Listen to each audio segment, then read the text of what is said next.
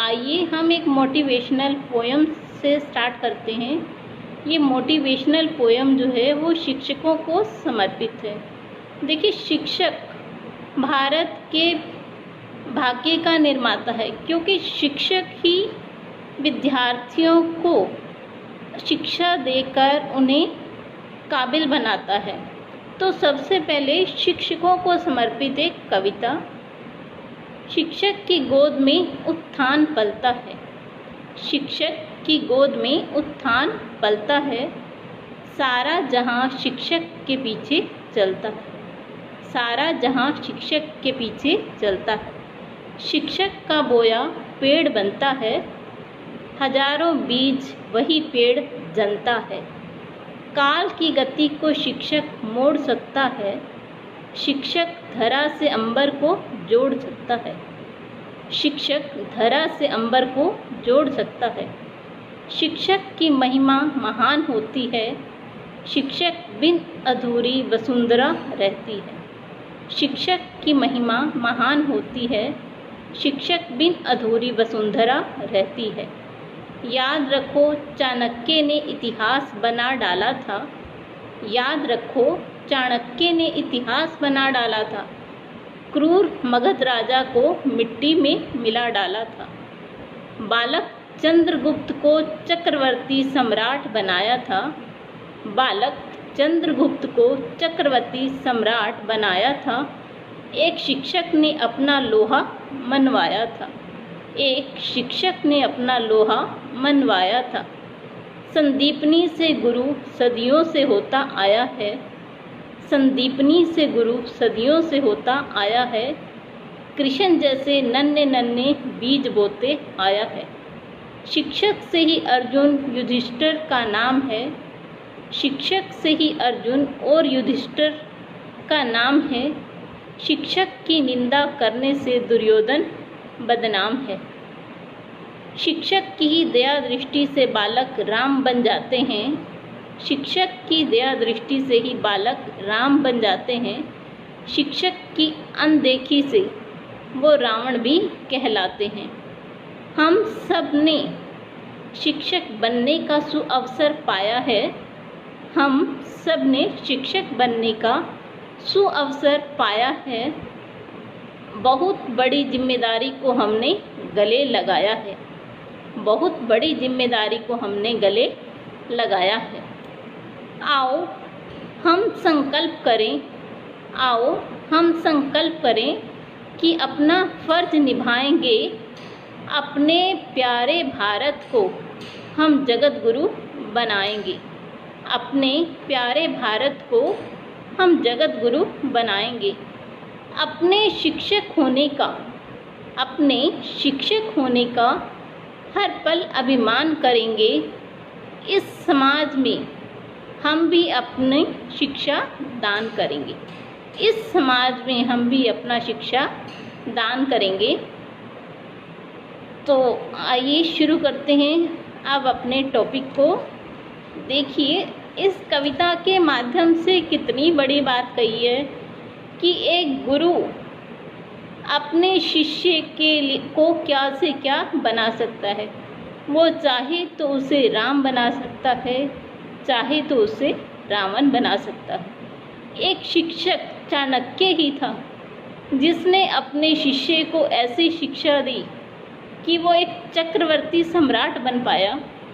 तो जो हम शिक्षक हैं, उन सभी के कंधों पर एक बहुत बड़ी जिम्मेदारी होती है। हमें एक अपने आप को एक आदर्श के रूप में प्रस्तुत करना पड़ता है, प्रस्तुत करना भी चाहिए, क्योंकि जब तक हम अपने आप को एक आदर्श के रूप में स्थापित नहीं करेंगे, हम छात्रों से कोई उम्मीद नहीं कर सकते। मान लीजिए मैं ही स्कूल में आधा घंटा लेट जा रही हूँ या 1 घंटा लेट जा रही हूँ, तो मैं छात्र को नहीं टोक सकती। मैं उसे टोकने की अधिकारी केवल तभी बनती हूँ जब मैं स्वयं स्कूल टाइम पे जाऊँ। तो सबसे पहले हम शिक्षकों का उत्तरदायित्व है कि हम अपने आप को एक आदर्श के रूप में प्रस्तुत करें। जब हम आदर्श होंगे तो छात्र हमारा अनुसरण करेंगे। सबसे पहली चीज़ ये। दूसरी, जो शिक्षक है वो राष्ट्र का निर्माता है। देखिए, जिन बच्चों को हम शिक्षा देते हैं वही जाके विभिन्न पेशों को संभालते हैं। कोई इंजीनियर बनता है, कोई डॉक्टर बनता है, कोई नर्स बनती है, कोई एडवोकेट बनता है। अगर हम शिक्षा रूपी नींव को कमज़ोर रखेंगे तो एक सशक्त मकान कहाँ से बना पाएंगे, बताइए। आप इस चीज़ को मानते हैं ना कि जब हम किसी घर को बना रहे हैं उसके लिए नींव मजबूत होनी चाहिए। जो ये बच्चे हैं वो एक हिसाब से नींव का काम करते हैं। जब तक नींव मजबूत नहीं होगी, मकान मजबूत नहीं होगा, तो हम शिक्षकों का उत्तरदायित्व बनता है कि हम अपने छात्रों को इतना सशक्त बनाएं कि वो देश के विकास में अपनी एक अहम भूमिका निभाएं। देखिए, जो शिक्षा है वो हमें अपने अनुसार नहीं रखनी चाहिए। छात्र केंद्रित विधियों को ध्यान में रखकर बनानी चाहिए, क्योंकि जैसे हमारे हाथ की पांचों उंगलियां एक जैसी नहीं होती, वैसे ही हर बच्चे का सीखने का ढंग एक जैसा नहीं हो सकता। कुछ बच्चे सीखने में बहुत अच्छे होते हैं, जिन्हें हम फास्ट लर्नर कहते हैं या ब्रिलियंट स्टूडेंट्स कहते हैं। कुछ बच्चे धीरे गति से सीखते हैं, जिन्हें हम स्लो लर्नर भी कहते हैं। जब हम अपनी शिक्षा की रणनीति या प्लान करें कि हमें कैसे लेसन को डिलीवर करना है, तो हमें इस तरह से सामंजस्य बनाकर चलना चाहिए कि वो दोनों तरह के छात्रों के लिए लाभदायक हो। उसके अलावा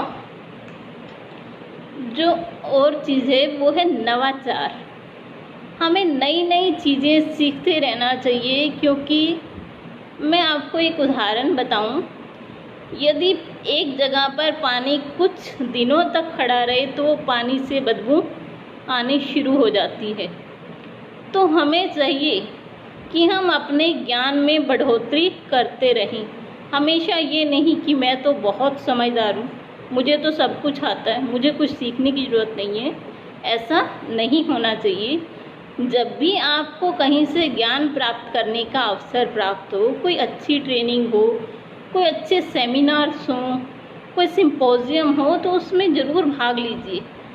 आपको शिक्षा के अतिरिक्त दूसरी गतिविधियां भी करते रहना चाहिए, ताकि आपके ज्ञान में निरंतर वृद्धि हो सके।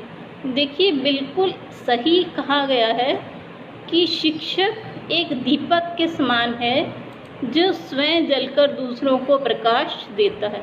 जब तक आप खुद अपने ज्ञान की लौ को नहीं जलाएंगे, तब तक आप दूसरों को क्या मोटिवेट करेंगे। हमारे साथ शैलेंद्र ढाका जी हैं, एमडी हुडा जी जुड़े हुए हैं। आप सभी का स्वागत है सर।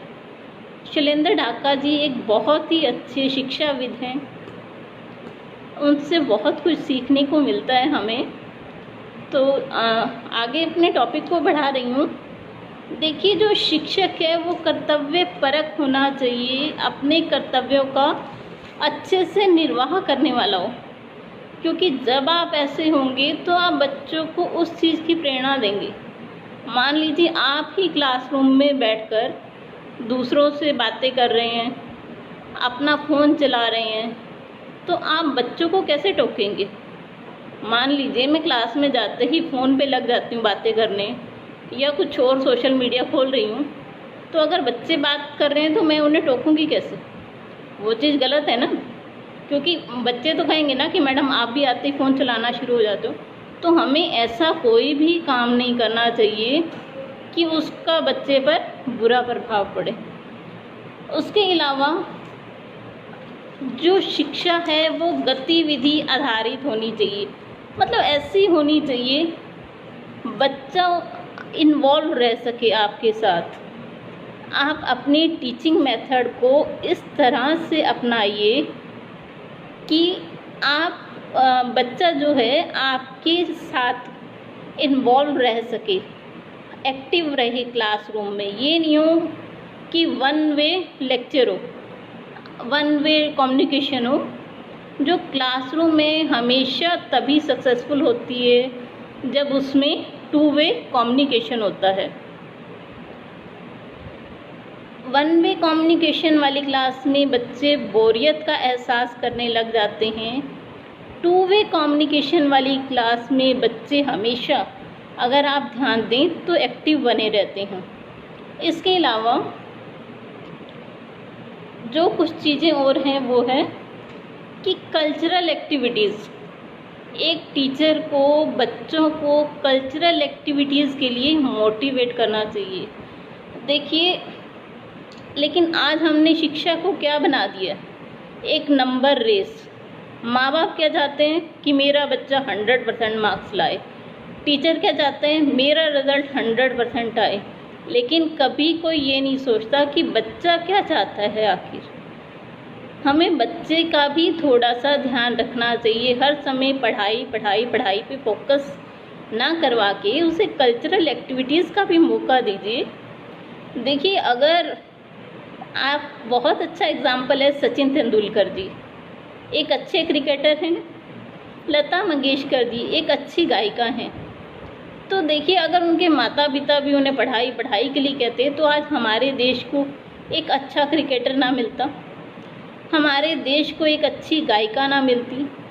तो हमें जो बच्चों में प्रतिभा है, पढ़ाई के अतिरिक्त उस प्रतिभा को भी निखारने का अवसर देना चाहिए, ताकि बच्चों का ओवरऑल डेवलपमेंट हो। सिर्फ एकेडमिक ही नहीं, ओवरऑल उसके ग्रोथ की हमें कोशिश करनी चाहिए।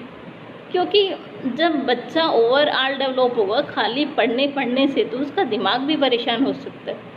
बच्चों को कुछ मानसिक तौर पर अलग अलग गतिविधियां चाहिए ताकि उसका फोकस हर चीज़ पर रहे। सिर्फ पढ़ाई पढ़ाई से हो सकता है बच्चा बोरियत महसूस करने लग जाए, कुछ दिमागी परेशानी महसूस करे। आप बच्चों को मोटिवेट कीजिए, कोई इंडोर गेम, आउटडोर गेम या कोई भी और हॉबी जो उसे पसंद हो, जैसे कि पेंटिंग है, डांस है, सिंगिंग है, स्पीच है, पोएम रेसिटेशन है। मुझे खुद पोएम रेसिटेशन की हॉबी है, सिंगिंग की हॉबी है, तो मैं उन पे ज़रूर फोकस करती हूँ। मैं यूट्यूब में वीडियो बनाती हूँ बच्चों के लिए, लेकिन उसके अलावा जब मुझे समय मिलता है तो मैं इन सभी गतिविधियों पर भी फोकस करती हूँ। क्योंकि देखिए, आप एक ही चीज़ पर अगर लगे रहेंगे तो खुद भी बोर हो जाते हैं। तो बच्चे का सोच के देखिए ना, जिस पर हम हर समय प्रेशर डालते हैं, नहीं ये पढ़ो, नहीं वो पढ़ो। तो हमें बच्चों को कल्चरल एक्टिविटीज़ की तरफ भी इन्वॉल्व करना चाहिए ताकि उसका पूरा विकास हो, बच्चा सोशल बन सके। क्योंकि खेल में बच्चे को सोशल बनना सीखता है, वो उसमें भावना आती है कि दूसरों के साथ कैसे चीज़ें उसने बांटनी है। ये सारी चीज़ें सहभागिता सिखाती हैं बच्चों को। तो हमें बच्चों को पढ़ाई के साथ साथ कल्चरल एक्टिविटीज़ की तरफ भी मोटिवेट करना चाहिए। जिस भी चीज़ में बच्चे का इंटरेस्ट हो उस पर ज़रूर उसे पार्टिसिपेट करवाना चाहिए, अप्रिशिएट करना चाहिए। चाहे अपनी तरफ से बच्चे को कुछ प्राइज़ देना पड़े, लेकिन प्राइज़ दीजिए, उसे अप्रिशिएट कीजिए ताकि उसकी प्रतिभा का विकास हो सके। कल को जब वो बच्चा कुछ बनेगा तो आपको ज़रूर याद रखेगा कि देखो मेरे गुरुजी हैं, उन्होंने मुझे मोटिवेट किया था। दूसरा, देखिए, हर बच्चे में एक प्रतिभा है। कोई ए फॉर एप्पल समझ सकता है, याद कर सकता है, कोई A for arrow, A for ant, कोई ए फॉर एरोप्लेन, तो है तो ए ही ना। चाहे बच्चा जिस तरह से याद कर रहा है, आप उसे अवसर दीजिए वो चीज़ें याद करने का। अपनी ही मेथड उस पर थोपिए मत। आपका उद्देश्य क्या है? बच्चों को सिखाना। आप उन्हें सिखाइए, लेकिन उन्हें अपने मेथड से उस चीज़ को याद करने दीजिए, क्योंकि हर बच्चे का सीखने का ढंग एक अपना होता है। आप उस पर अपना ज़बरदस्ती का कोई मेथड थोपने की कोशिश मत कीजिए, उसे अपने हिसाब से सीखने दीजिए। आपने सिखा दिया एक चीज़ बच्चे को, उसके बाद वो जैसे उसे याद करना चाहे उस वे में उसे याद करने दीजिए। अगला है हमारा कि हमें बच्चों को लाइब्रेरी में पढ़ने की आदत डालनी चाहिए। देखिए, वो आदत कैसे डेवलप करेंगे? जब आपका कोई खाली पीरियड होता है, आप खुद ही बुक लेके बैठिए, आप लाइब्रेरी में जाइए, कोई ना कोई इन्फॉर्मेटिव बुक पढ़िए। जब बच्चा देखेगा कि टीचर हमें पढ़ाने के बाद भी पढ़ रही है, उनका लाइब्रेरी का पीरियड लगाइए। तो इस तरह से बच्चे में रीडिंग हैबिट डेवलप कीजिए। रीडिंग हैबिट बहुत अच्छी एक आदत है जो उम्र भर साथ चलती है। देखिए, मुझे तो आज भी कोई कह देना कि अगर आपके पास मुझे समय मिले तो मैं ज़रूर कोई ना कोई बुक या कोई ना कोई आर्टिकल, कोई ना कोई थीसिस, कुछ भी पढ़ना पसंद करती हूँ, लेकिन ज़रूर खाली बैठ के समय नष्ट करना मुझे पसंद नहीं है। तो जब हम खुद अपना एक एग्ज़ाम्पल बनेंगे तो बच्चों में वो आदत को हम डेवलप कर पाएंगे। देखिए, टीचर को हमेशा सीखते रहना चाहिए, क्योंकि टीचर एक वो दीपक है, एक वो राष्ट्र निर्माता है जो बच्चों का भविष्य बना रहा है। जब तक आप खुद सशक्त नहीं होंगे, आप खुद एक स्ट्रॉन्ग टीचर नहीं होंगे, तो आप बच्चों से क्या उम्मीद करते हैं? जब भी आप क्लासरूम में जाएं, इतनी तैयारी के साथ जाएं कि बच्चा देखकर खुश हो गए कि मेरी तो टीचर आ गई है। जाते ही बच्चों को पढ़ाना मत शुरू कीजिए। 2, 4, 5 मिनट, कम से कम 5 मिनट बच्चे के साथ पर्सनली उनसे पूछिए कि कल जो आपको पढ़ाया था वो कैसा लगा। कोई दिक्कत है उसमें तो सबसे पहले वो पूछिए।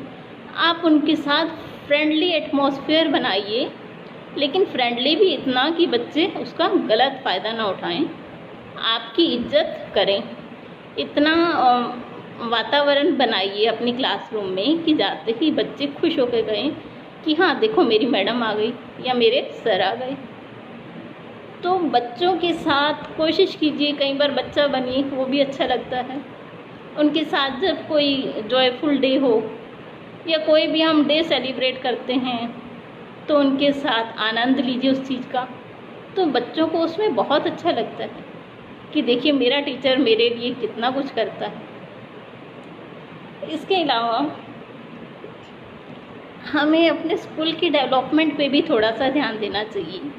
देखिए, जिस चीज़ की हमारे स्कूल में कमी हो, कोशिश करें कि जो आपकी लोकल कम्युनिटी है आपके आसपास, उनकी मदद लें या सरकार को लिखें। बच्चों के लिए जब तक फैसिलिटीज़ अच्छी नहीं होंगी तब तक वो स्कूल में आएंगे तो सही, लेकिन इतना खुश होकर नहीं रह पाएंगे।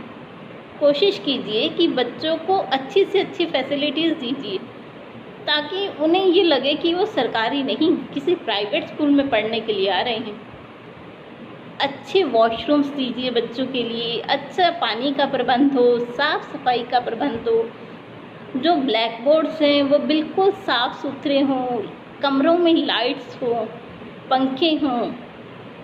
ऐसा अच्छा वातावरण आप दें बच्चों को, फ्रेंडली एटमॉस्फेयर दें कि बच्चा संडे को भी कहे कि आज छुट्टी क्यों है, आज तो स्कूल लगना चाहिए, मुझे तो स्कूल जाना है। इस तरह का एटमॉस्फेयर जब टीचर दे देगा तो एक सक्सेसफुल टीचर मेरे हिसाब से वो कहलाएगा। आज के लिए इतना ही, बस 1-2 चीज़ें और हैं कि देखिए, किसी ने एक बहुत अच्छी कोट लिखी है तो मुझे कोट बहुत अच्छी लगती है उनकी। If you want to destroy a nation, if you want to destroy a nation, do nothing, just destroy its education system. Do nothing, just destroy its education system. The nation will automatically destroyed. देखिए, जब आप किसी राष्ट्र को नष्ट करना चाहते हैं तो कहते हैं कि सिर्फ उसका शिक्षा का जो सिस्टम है उसे नष्ट कर दीजिए, राष्ट्र अपने आप ही नष्ट हो जाएगा।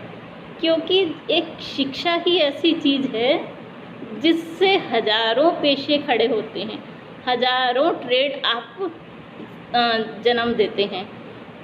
मैंने आपसे पहले भी कहा था कि एक टीचर अच्छा डॉक्टर, एडवोकेट, नर्स, बिजनेसमैन जितने भी हैं उन सबको जन्म देता है। तो हम शिक्षकों की एक बहुत ही महत्वपूर्ण भूमिका है राष्ट्र निर्माण में। तो आइए हम प्रण लें कि अपने स्कूल में जब भी हम जाएं तो ऐसा वातावरण क्रिएट करें कि बच्चे भी खुशी खुशी स्कूल आएं। सभी जुड़े हुए साथियों का बहुत बहुत धन्यवाद।